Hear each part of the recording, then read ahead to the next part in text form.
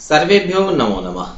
मैं आचार्य कृष्ण वशिष्ठ आप सभी का आपके अपने YouTube चैनल पर हार्दिक स्वागत और अभिनंदन करता हूँ। हम ज्योतिष सीखों की श्रृंखला में लघु पाराशरी ग्रंथ को पढ़ रहे हैं।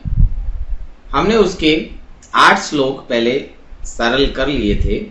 आज हम 9वां श्लोक जानेंगे, जिसमें लग्नेश सबसे शुभ और अष्टमेश सबसे अशुभ कहा गया है। तो हम ये जानेंगे कि किस प्रकार से लग्नेश शुभ है और अष्टमेश अशुभ है और क्या इस श्लोक में कहा है। पहले आइए इसे सरल करते हैं और उसके बाद हम उसे लय के साथ गाएंगे, क्योंकि लय एक ऐसी चीज है जैसे हम फिल्मों के गानों को लय से अगर गाते हैं तो वो जल्दी याद हो जाते हैं। उसी प्रकार से अगर हम संस्कृत के श्लोकों को लय के साथ अगर गाते हैं, हमें पता भी नहीं लगता और वो बहुत ही जल्दी याद हो जाते हैं। तो आइए पहले इसे सरल करते हैं और उसके बाद लय के साथ इसका गान भी करते हैं। अथ अष्टमेशस्य अशुभत्वं कथयति, अर्थात इस श्लोक में अष्टमेश के अशुभत्व को कहा गया है।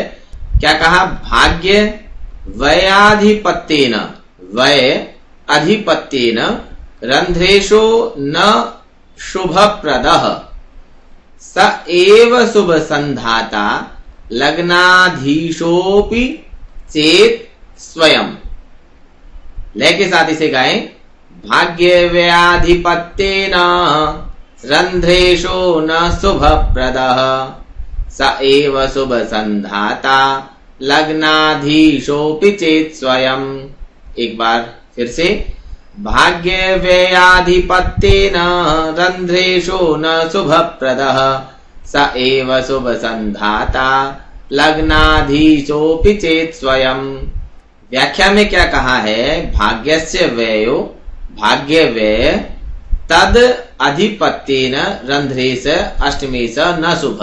भाग्यस्य व्ययो का अर्थ हुआ कि भाग्य का जो व्यय भाव है, अर्थात अष्टम जो भाव है, उसका अधिपत्य न, उसका जो स्वामी है, उसको कहा जाता है रंध्रेश।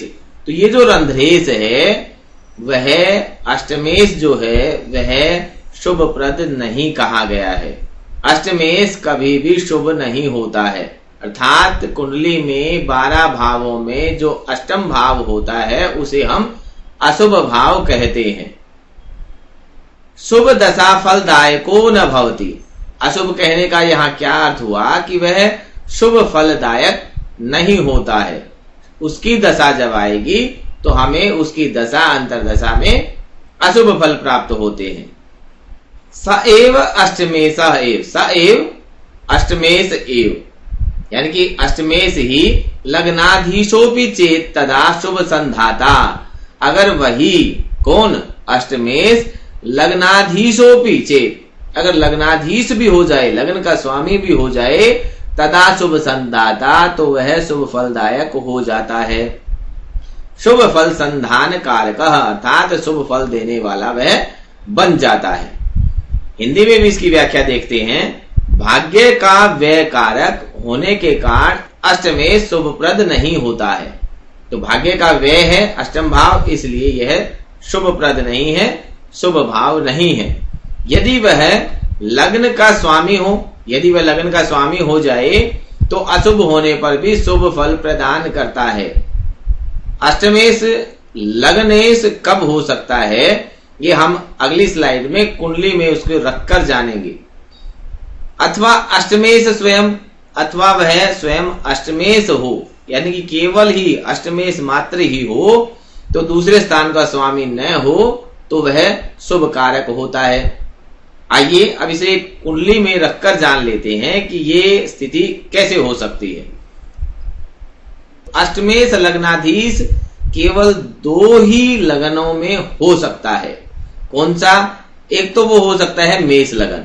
अगर पहले भाव में राशि 1 लिखी हुई है, अर्थात वो मेष राशि है, तो ही 8वें भाव में वृश्चिक राशि आ सकती है। और मेष का और वृश्चिक का स्वामी मंगल होता है। तो इस कंडीशन में, इस स्थिति में दोनों ही का स्वामी एक ही ग्रह हो जाता है और वह मंगल है।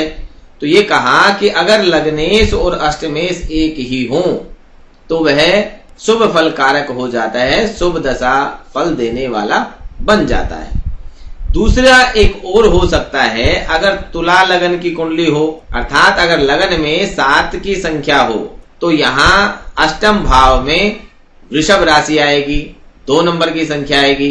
तो उस स्थिति में 7वीं राशि का स्वामी और दूसरी राशि का स्वामी वृषभ और तुला, इन दोनों का स्वामी शुक्र होता है। तो इस स्थिति में भी अष्टमेश और लग्नेश एक ही बन जाते हैं। तो यहां भी शुक्र अशुभ न होकर शुभ फलदायक होगा, ऐसा लघु पाराशरी कहती है।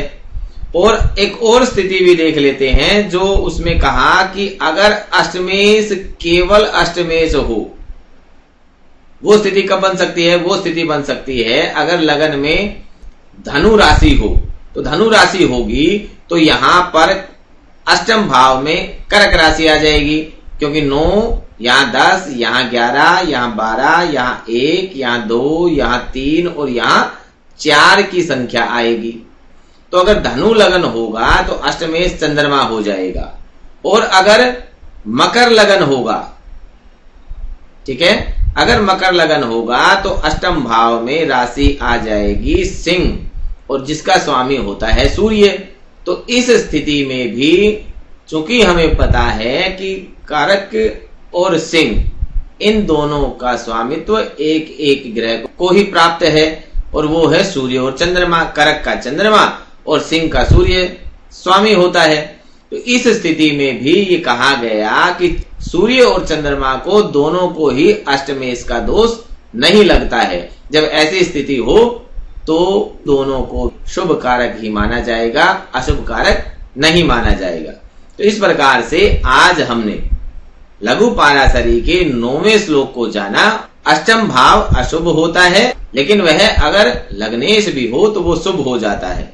अगर आप चैनल पर नए हैं और आपने चैनल को सब्सक्राइब नहीं किया है तो कृपया आप चैनल को सब्सक्राइब करें, और पिछली वीडियो को भी आपने अगर नहीं देखा है तो चैनल की प्लेलिस्ट में जाकर या इस वीडियो के डिस्क्रिप्शन बॉक्स में जाकर आप इन वीडियो को देख सकते हैं।